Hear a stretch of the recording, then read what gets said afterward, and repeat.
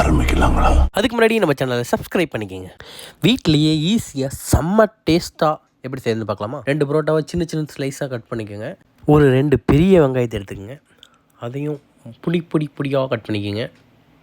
சின்ன சின்னதாக கட் பண்ணிங்கன்னா டேஸ்ட் இன்னமும் சூப்பராக இருக்கும். அதுக்கப்புறம் ஒரு தக்காளி பாதி இருந்தால் போதும். தக்காளி நிறையா சாப்பிடுவீங்கன்னா நீங்கள் முழு தக்காளி கூட போடலாம். பாதி தக்காளி போட்டாலே நல்லாயிருக்கும். பாதி தக்காளி குட்டி குட்டியாக கட் பண்ணிக்கோங்க. காரத்துக்கு ஒரே ஒரு பச்சை மிளகா மட்டும் எடுத்துங்க. அது 2 ஒரு ஸ்லைஸ் மாதிரி போட்டு கட் பண்ணிங்க. அப்புறம் கருவேப்பிலை.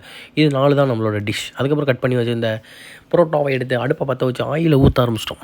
ஊற்றினோட வெங்காயத்தை அப்படியே போட்டு அப்படியே சூடு அப்படியே தக்காளி கொஞ்சம் போட்டு கருவேப்பிலை பச்சை மிளகா போட்டு கொஞ்சோண்டு 2 முட்டையை உடச்சி ஊற்றிட்டோம். அதுக்கப்புறம் நம்ம கட் பண்ணி வச்சுருந்த புரோட்டாவை அப்படியே ஊற்றி சால்னா அப்படியே மலைச்சாரல் மாதிரி இது போட்டு நல்லா கொத்துன்னு ஊற்றி மிளகாத்தூள் பெப்பர் தூள் எல்லாம் போட்டு எடுத்து வாயில் வச்சா டை ஒளியாக இருக்குது. சப்ஸ்கிரைப் பண்ணிக்கோங்க. Tata bye bye.